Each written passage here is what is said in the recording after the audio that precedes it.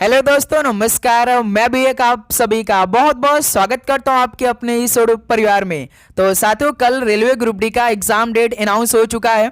27 नवंबर से पेपर शुरू हो रहा है, जो कि 16 जनवरी तक चलने वाला है।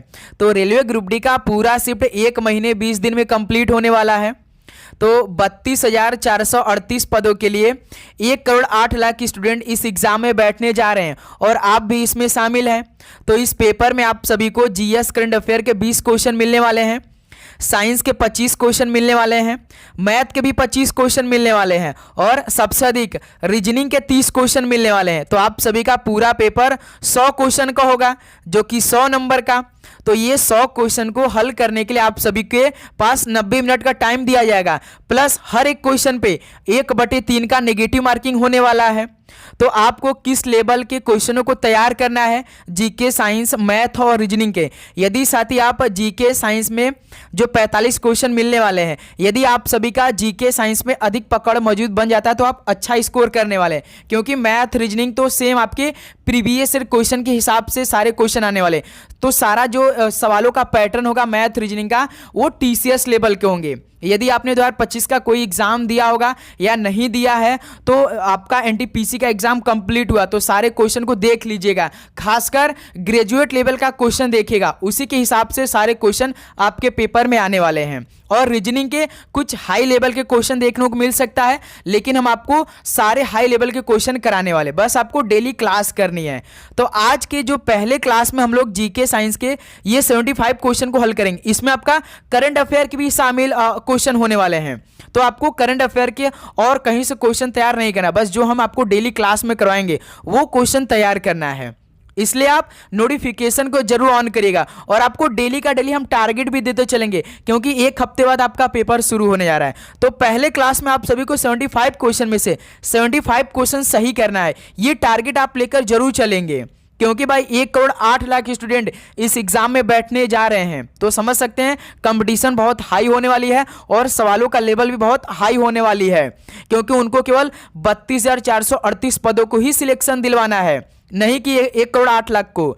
तो सवालों का लेवल भी कुछ चेंज देखने को मिल सकता है। तो किस लेवल का सवाल मिलेगा आज की इस क्लास में डिस्कस करना है, और आपको अपने सबसे पहले किस लेवल के क्वेश्चन तैयार करना है, आज की इस क्लास में हम लोग उन्हीं सवालों को हल करने वाले हैं। तो आज हम पहले करंट अफेयर से शुरुआत करेंगे। चलिए भाई, आज का पहला प्रश्न हल करते हैं। 11 मई 2025 को BrahMos aerospace integration and testing facility का उद्घाटन कहाँ किया गया? 11 मई 2025 को BrahMos aerospace integration and testing facility का उद्घाटन कहाँ किया गया? तो लखनऊ, उत्तर प्रदेश में किया गया। तो उत्तर प्रदेश की राजधानी लखनऊ में किया गया। तो पहले का डी ऑप्शन बिल्कुल राइट आंसर हो जाएंगे। चलिए अगला सवाल कॉल करिएगा। क्वेश्चन नंबर 2, अगुआड़ा किला जो पुर्तगाली वास्तुकला और अभियांत्रिकी को दर्शाने वाला किस स्मारक है? भारत के निम्नलिखित में से किस राज्य में स्थित है? अगुआड़ा किला जो पुर्तगाली वास्तुकला और अभियांत्रिकी को दर्शाने वाला एक स्मारक है, तो भारत के किस राज्य में स्थित है? तो ये गोवा राज्य में स्थित है। ऑप्शन सी बिल्कुल राइट आंसर हो जाएंगे। चलिए अगला सवाल कॉल करिए। क्वेश्चन नंबर 3, संस्पर्श प्रक्रम का उपयोग निम्नलिखित में से किस रसायन के निर्माण के लिए किया जाता है? बताइए, संस्पर्श प्रक्रम का उपयोग किस रसायन के निर्माण के लिए किया जाता है? तो सल्फ्यूरिक अम्ल के लिए किया जाता है। ऑप्शन ए बिल्कुल राइट आंसर हो जाएंगे। नेक्स्ट अगला सवाल कॉल करिए। क्वेश्चन नंबर 4, हार्ट लैंप पुस्तक का अंग्रेजी में अनुवाद किसने किया, जिससे यह 2025 का अंतर्राष्ट्रीय बुकर पुरस्कार जीतने वाली पहली कन्नड़ कृति बन गई? बताइए, हार्ट लैंप पुस्तक का अंग्रेजी में अनुवाद किसने किया, जिससे यह 2025 का अंतर्राष्ट्रीय बुकर पुरस्कार जीतने वाली पहली कन्नड़ कृति बन गई है? तो दीप भास्ती ने किया था। ऑप्शन सी बिल्कुल राइट आंसर हो जाएंगे। अगला सवाल कॉल करिए। क्वेश्चन नंबर 5, भारतीय फिल्म तन्वी द ग्रेट के निर्देशक कौन है, जिसका विश्व प्रीमियर 2025 में 78वें कांस फिल्म महोत्सव के दौरान कांस फिल्म मार्केट में हुआ था? बताइए, तन्वी द ग्रेट के निर्देशक कौन है, जिसका विश्व प्रीमियर 2025 में 78वें कांस फिल्म महोत्सव के दौरान कांस फिल्म मार्केट में हुआ था? तो याद रखिएगा, अनुपम खेर हैं। ऑप्शन ए बिल्कुल राइट आंसर हो जाएंगे। चलिए अगला सवाल कॉल करिए। क्वेश्चन नंबर 6, भारत सरकार अधिनियम 1919 के तहत कौन से विषय भारतीय मंत्रियों को हस्तांतरित किए गए? भारत सरकार अधिनियम 1919 के तहत कौन से विषय भारतीय मंत्रियों को हस्तांतरित किए गए?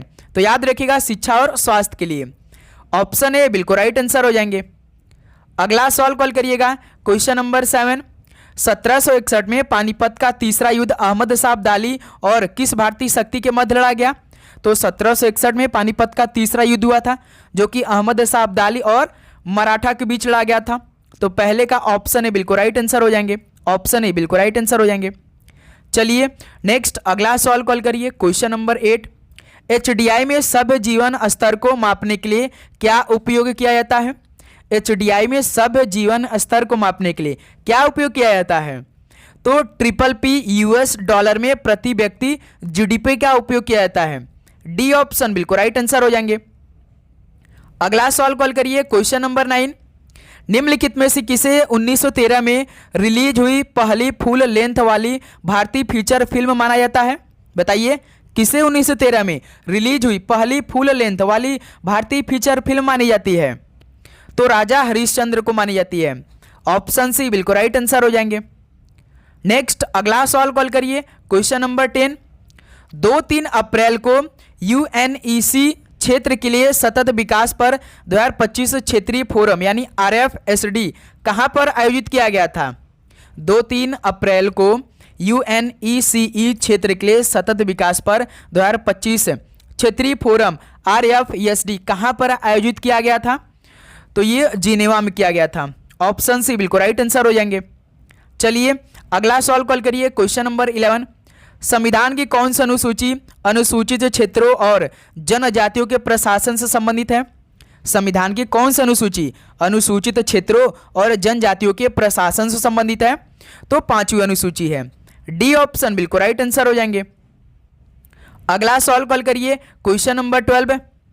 निम्नलिखित में से किस शहर की उपनगरीय ट्रेनों में अप्रैल 2025 में कवच 5.0 लॉन्च किया गया जिससे अधिक ट्रेनें सुरक्षित और कुशलतापूर्वक चल सके? बताइए किस शहर की उपनगरीय ट्रेनों में अप्रैल 2025 में कवच 5.0 लॉन्च किया गया जिससे अधिक ट्रेनें सुरक्षित और कुशलतापूर्वक चल सके? तो मुंबई क्षेत्र में यानी मुंबई उपनगरीय में।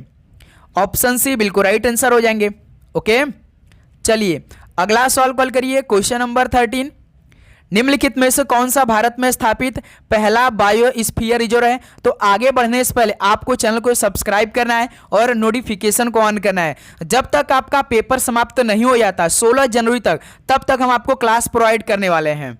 ओके तो इसलिए नोटिफिकेशन को आप लोग ऑन करके रखिएगा, ठीक है। तो बताइए भारत में स्थापित पहला बायोस्फीयर रिजर्व कौन सा है? तो नीलगिरी है। ऑप्शन ए बिल्कुल राइट आंसर हो जाएंगे। चलिए अगला सवाल कॉल करिए, क्वेश्चन नंबर 14। स्वतंत्रता के समय भारतीय अर्थव्यवस्था की निम्नलिखित में से कौन सी मुख्य कमी थी? स्वतंत्रता के समय भारतीय अर्थव्यवस्था की कौन सी मुख्य कमी थी? तो उच्च बेरोजगारी और निर्धनता की कमी थी। ऑप्शन ए बिल्कुल राइट आंसर हो जाएंगे। अगला सवाल कॉल करिएगा, क्वेश्चन नंबर 15। निम्नलिखित में से कौन सा कारक नदी के किनारों पर गोखूर झीलों के निर्माण को सर्वोत्तम रूप से समझता है? कौन सा कारक नदी के किनारों पर गोखूर झीलों के निर्माण को सर्वोत्तम रूप से समझता है? तो बाह्य किनारों पर पार्श्व अपरदन और आंतरिक किनारों पर निक्षेपण यह सर्वोत्तम रूप से समझता है। ऑप्शन सी बिल्कुल राइट आंसर हो जाएंगे। अगला सवाल कॉल करिएगा, क्वेश्चन नंबर 16। पंबन बंदरगाह भारत के किस राज्य में स्थित है? बताइए पंबन बंदरगाह भारत के किस राज्य में स्थित है? तो यह तमिलनाडु राज्य में स्थित है। ऑप्शन सी बिल्कुल राइट आंसर हो जाएंगे। नेक्स्ट अगला सवाल कॉल करिएगा, क्वेश्चन नंबर 17। किस भारतीय लेखक या लेखिका को लघु कहानी संग्रह हार्ट लैम्बे के लिए 2025 का अंतर्राष्ट्रीय बुकर पुरस्कार दिया गया? भाई करंट अफेयर के तो हम पूरा सवाल आपको करा देंगे। जो 20 क्वेश्चन आपका जीएस करंट अफेयर के पूछे जाएंगे ना, जिसमें से करंट अफेयर के लगभग 5 से 6 क्वेश्चन मिलेंगे, तो हम आपको पूरा करा देंगे। बस आपको डेली क्लास करनी है।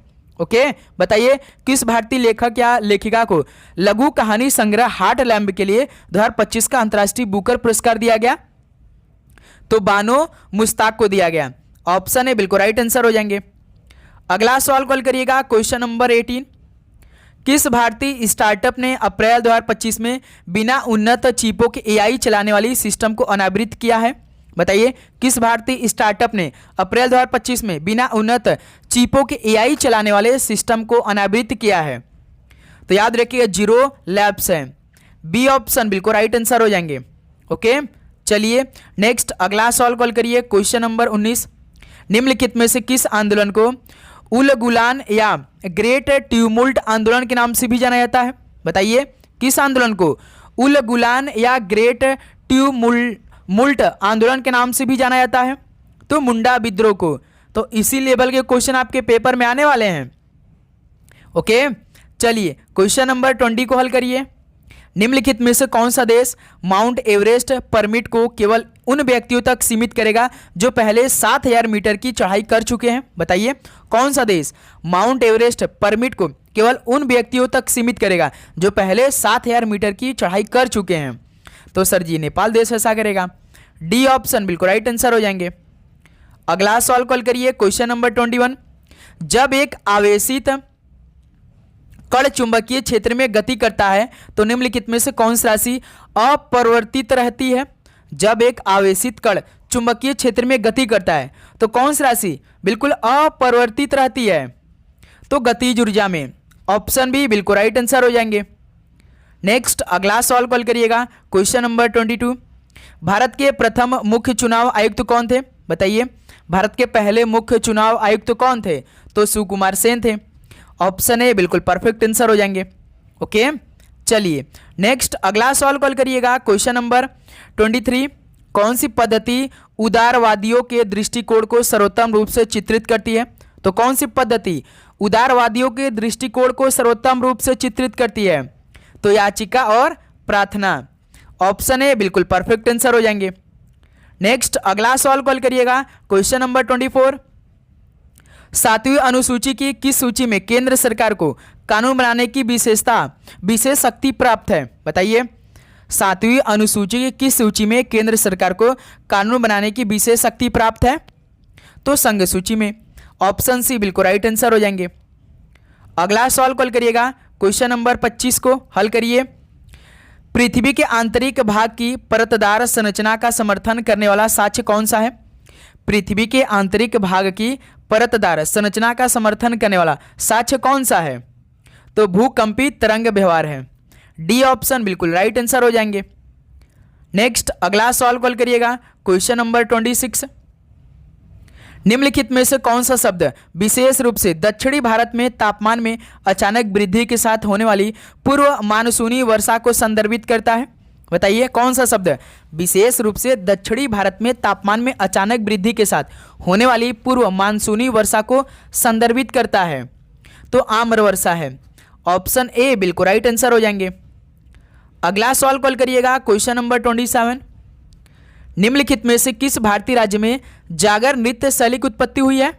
बताइए किस भारतीय राज्य में जागर नृत्य शैली की उत्पत्ति हुई? तो उत्तराखंड राज्य में। ऑप्शन ए बिल्कुल राइट आंसर हो जाएंगे। अगला सवाल कॉल करिएगा। क्वेश्चन नंबर 28, निम्नलिखित में से कौन सा रोग प्रोटोजोआ के कारण होता है? तो इनमें से कौन सा रोग प्रोटोजोआ के कारण होता है? मलेरिया, पोलियो, टाइफाइड या चिकन पॉक्स? तो कौन सा रोग प्रोटोजोआ के कारण होता है? तो मलेरिया भाई। तो ऑप्शन ए बिल्कुल परफेक्ट आंसर हो जाएंगे। ओके, चलिए अगला सवाल कॉल करिएगा। क्वेश्चन नंबर 29 का राइट आंसर क्या होगा? बताइए निम्न जातियों के साथ भेदभाव के विरुद्ध विशाल आंदोलन का नेतृत्व करने वाला समाज सुधारक नारायण गुरु किस राज्य से थे? बताइए निम्न जातियों के साथ भेदभाव के विरुद्ध विशाल आंदोलन का नेतृत्व करने वाले समाज सुधारक नारायण गुरु किस राज्य से थे? तो केरल राज्य से थे। ऑप्शन ए बिल्कुल राइट आंसर हो जाएंगे। अगला सवाल कॉल करिएगा। क्वेश्चन नंबर 30, भाबर क्षेत्र विशाल मैदानों के किस भाग में स्थित है? भाबर क्षेत्र विशाल मैदानों के किस क्षेत्र में स्थित है? तो हिमालय के गिरिपथ के आसन क्षेत्र में स्थित है। बी ऑप्शन बिल्कुल परफेक्ट आंसर हो जाएंगे। चलिए अगला सवाल कॉल करिएगा। क्वेश्चन नंबर 31, भौगोलिक दृष्टि से भूटान 4 क्षेत्रों में विभाजित है। निम्नलिखित में से कौन सा उन प्रभागों का नाम नहीं है? बताइए भौगोलिक दृष्टि से भूटान 4 क्षेत्रों में विभाजित है, तो कौन सा उन प्रभागों का नाम नहीं है? जैसे पश्चिमी भाग है, दक्षिणी भी है, पूर्वी है, लेकिन उत्तरी नहीं है भाई। तो यही क्या हो जाएगा, यही ऑप्शन हो जाएगा डी, बिल्कुल राइट आंसर हो जाएंगे। चलिए अगला सॉल्व कॉल करिएगा, क्वेश्चन नंबर 32। निम्नलिखित में से किस कटिबंध में पूरे वर्ष सूर्य की ऊर्ध्वाधर किरणें प्राप्त होती है? बताइए किस कटिबंध में पूरे वर्ष सूर्य की ऊर्ध्वाधर किरणें प्राप्त होती है? तो उष्ण कटिबंध में, बी ऑप्शन बिल्कुल राइट आंसर हो जाएंगे। ओके चलिए दोस्त अगला सॉल्व कॉल करिए, क्वेश्चन नंबर 33। जिला न्यायालय और अधीनस्थ न्यायपालिका पर नियंत्रण निम्नलिखित में से किसके पास है? जिला न्यायालय और अधीनस्थ न्यायपालिका पर नियंत्रण किसके पास होती है? तो उच्च न्यायालय के पास, ऑप्शन ए बिल्कुल राइट आंसर हो जाएंगे। तो दोस्त मेरे आपको इसी लेवल के क्वेश्चन को तैयार करना है और आपको जब अपना एग्जाम डेट मालूम हो जाएगा तो कमेंट करके जरूर बता दीजिएगा। और भाई सिटी इंटीमेशन स्लिप भी आउट कर दिया गया है। जैसे कल 18 नवंबर को एग्जाम डेट आया और रात में सिटी इंटीमेशन स्लिप भी आउट कर दिया गया है कि आपका किस शहर में एग्जाम पड़ा है। ये तो आप सभी को मालूम हो चुका होगा यदि आपने चेक किया होगा। देखिए जिनका एग्जाम 10 दिन पहले होगा उन्हीं को मालूम होगा, जिनका एग्जाम 11, 12, 13 दिन होगा वो नहीं मालूम, इसलिए डेली चेक करते रहिएगा। ठीक है। खतरनाक अपशिष्टों के सीमा पार आवागमन के नियंत्रण और उनके निपटान पर बेसल कन्वेंशन कब अपनाया गया था? खतरनाक अपशिष्टों के सीमा पार आवागमन के नियंत्रण और उनके निपटान पर बेसल कन्वेंशन कब अपनाया गया था? किस वर्ष में अपनाया गया था? तो 1989 में। ऑप्शन सी बिल्कुल राइट आंसर हो जाएंगे। अगला सॉल्व कॉल करिएगा, क्वेश्चन नंबर 35। समुद्र में वस्तुओं का पता लगाने के लिए कौन सी तकनीक ध्वनिक तरंगों का उपयोग करती है? बताइए समुद्र में वस्तुओं का पता लगाने के लिए कौन सी तकनीक ध्वनिक तरंगों का उपयोग करती है? तो सर जी सोनार का, बी ऑप्शन बिल्कुल राइट आंसर हो जाएंगे। अगला सॉल्व कॉल करिएगा, क्वेश्चन नंबर 36। पार्थियनों की उत्पत्ति निम्नलिखित में से किस देश से हुई थी? बताइए पार्थियनों की उत्पत्ति किस देश से हुई थी? तो ईरान देश हुई थी। ऑप्शन सी बिल्कुल राइट आंसर हो जाएंगे। अगला सवाल कॉल करिए, क्वेश्चन नंबर 37। 1991 के बाद सुधारों में विनिवेश शब्द का क्या अर्थ होता है? 1991 के बाद के सुधार में विनिवेश शब्द का क्या अर्थ होता है? तो सार्वजनिक क्षेत्र की कंपनियों में सरकार के शेयर की बिक्री होती है। डी ऑप्शन बिल्कुल राइट आंसर हो जाएंगे। अगला सवाल कॉल करिएगा, क्वेश्चन नंबर 38। नीचे दिए गए समूहों में से हाइड्रोजन किस एक समूह से संबंधित है? बताइए इन समूह में से हाइड्रोजन किस एक समूह से संबंधित है? तो सर जी हाइड्रोजन तो पहले समूह में आता है, यानी सी ऑप्शन इस सवाल का राइट आंसर हो जाएंगे। चलिए अगला सवाल कॉल करिए, क्वेश्चन नंबर 39। मार्च 2025 तक पीएम सूर्य घर मुफ्त बिजली योजना, इसके तहत सबसे अधिक सौर ऊर्जा संस्थापन के साथ कौन सा राज्य अग्रणी रहा? बताइए मार्च 2025 तक पीएम सूर्य घर मुफ्त बिजली योजना, इसके तहत सबसे अधिक सौर ऊर्जा संस्थापन के साथ कौन सा राज्य सबसे आगे रहा? तो गुजरात राज्य। ऑप्शन सी बिल्कुल राइट आंसर हो जाएंगे। अगला सवाल कॉल करिए, क्वेश्चन नंबर 40। भारतीय संविधान के संस्थागत ढांचे पर किस ब्रिटिश कानून का बड़ा प्रभाव था? बताइए भारतीय संविधान के संस्थागत ढांचे पर किस ब्रिटिश कानून का सबसे बड़ा प्रभाव था? तो भारत सरकार अधिनियम 1935 में। डी ऑप्शन बिल्कुल राइट आंसर हो जाएंगे। अगला सवाल कॉल करिएगा, क्वेश्चन नंबर 41। भारत की पहली खनिज अन्वेषण लाइसेंस नीलामी और एआई संचालित अन्वेषण हैकाथॉन का शुभारंभ कहाँ किया गया? भारत की पहली खनिज अन्वेषण लाइसेंस नीलामी और एआई संचालित अन्वेषण हैकाथॉन का शुभारंभ कहाँ किया गया? तो गोवा राज्य में। ऑप्शन ए बिल्कुल राइट आंसर हो जाएंगे। अगला सवाल कॉल करिएगा, क्वेश्चन नंबर 42। निम्नलिखित में से किस वर्ष में वोडाफोन ने भारत में अपनी यात्रा शुरू की? बताइए किस वर्ष में वोडाफोन ने अपनी भारत में यात्रा शुरू की? तो सर जी 2007 में। ऑप्शन सी बिल्कुल राइट आंसर हो जाएंगे। तो दोस्त मेरे उम्मीद करूंगा आपको हर एक क्वेश्चन काफ़ी अच्छी तरीके से समझ में आ रहे होंगे और आप सारे क्वेश्चन को तैयार भी कर रहे होंगे साथ में। ओके। पल्लव प्रशासन में स्थानीय स्वशासी सभाओं द्वारा प्रत्यक्ष रूप से प्रतिबंधित सबसे लघु प्रशासनिक इकाई कौन सी थी?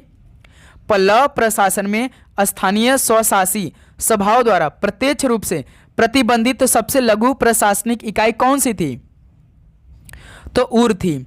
ऑप्शन सी बिल्कुल राइट आंसर हो जाएंगे। अगला सवाल कॉल करिएगा, क्वेश्चन नंबर 44। कोपिली जल विद्युत परियोजना किस भारतीय राज्य में स्थित है? बताइए, कोपिली जल विद्युत परियोजना किस भारतीय राज्य में स्थित है? तो सर जी असम राज्य में। ऑप्शन ए बिल्कुल राइट आंसर हो जाएंगे। अगला सवाल कॉल करिए दोस्त मेरे, क्वेश्चन नंबर 45। उत्तर पश्चिमी रेलवे जोन का मुख्यालय कहाँ स्थित है? उत्तर पश्चिमी रेलवे जोन का मुख्यालय कहाँ स्थित है? तो जयपुर में। भाई आपको सभी जोन का मुख्यालय मालूम होना चाहिए क्योंकि सवाल पूछा जाएगा। ओके, चलिए क्वेश्चन नंबर 46 कॉल करिए। निम्नलिखित में से किस वर्ष सूचना का अधिकार अधिनियम पारित किया गया था? बताइए, किस वर्ष सूचना का अधिकार अधिनियम पारित किया गया था? तो 2005 में। ऑप्शन सी बिल्कुल राइट आंसर हो जाएंगे। अगला सवाल कॉल करिए दोस्त, क्वेश्चन नंबर 47।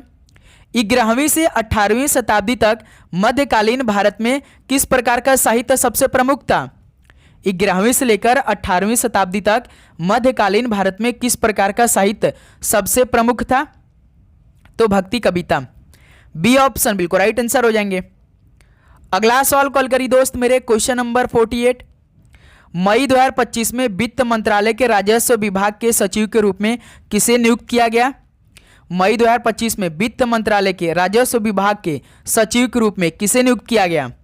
तो अरविंद श्रीवास्तव को। डी ऑप्शन परफेक्ट आंसर हो जाएंगे। प्लस करंट में जो वर्तमान में कौन क्या है आप सभी को मालूम होना चाहिए, और मोदी का मंत्रिमंडल भी आपको मालूम होना चाहिए भाई, सवाल वहीं से सबसे अधिक पूछे जाएंगे। स्वतंत्रता के समय भारत की राष्ट्रीय आय में किस क्षेत्र का योगदान सर्वाधिक था? स्वतंत्रता के समय भारत की राष्ट्रीय आय में किस क्षेत्र का योगदान सबसे अधिक था? तो कृषि का। डी ऑप्शन परफेक्ट आंसर हो जाएंगे क्योंकि 75% जो लोग थे वो कृषि में शामिल थे स्वतंत्रता के बाद। चलिए क्वेश्चन नंबर 50 कॉल करिए। वायु अपर्दन द्वारा निर्मित छिछला मरुस्थलीय गर्त निम्नलिखित में से क्या कहलाता है? वायु अपर्दन द्वारा निर्मित छिछला मरुस्थलीय गर्त क्या कहलाता है? तो अपवाहन गर्त कहलाता है। डी ऑप्शन राइट आंसर हो जाएंगे। अगला सवाल कॉल करिए, क्वेश्चन नंबर 51। भारत के बेलूर में चेन्नाकेशव मंदिर के निर्माण में मुख्य रूप से किस पत्थर का उपयोग किया गया था? भारत के बेलूर में चेन्नाकेशव मंदिर के निर्माण में मुख्य रूप से किस पत्थर का उपयोग किया गया? तो सोप स्टोन पत्थर का उपयोग किया गया।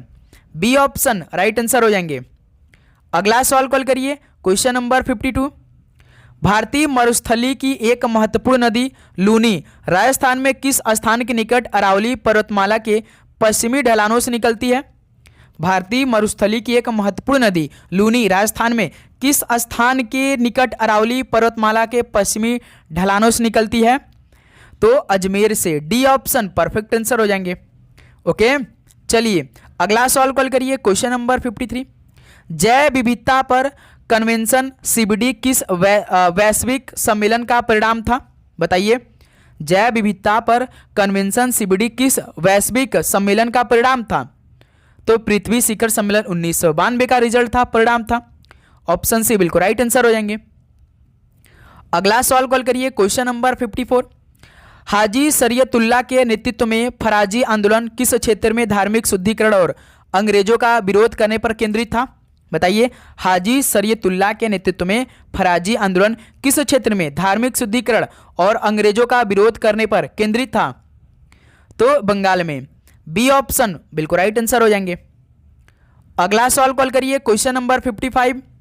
केरल के मुख्यमंत्री ने मई 2025 में प्रवासी बच्चों को शिक्षित करने के लिए कौन सी योजना शुरू की? यह महत्वपूर्ण सवाल होने वाला है क्योंकि सवाल ऐसे पूछे जा रहे हैं कि ये योजना किस राज्य सरकार द्वारा शुरू किया गया। तो बताइए, केरल के मुख्यमंत्री ने मई 2025 में प्रवासी बच्चों को शिक्षित करने के लिए कौन सी योजना शुरू की? तो सर जी ज्योति योजना। ऑप्शन ए बिल्कुल राइट आंसर हो जाएंगे। अगला सवाल कॉल करिए दोस्त, क्वेश्चन नंबर 56।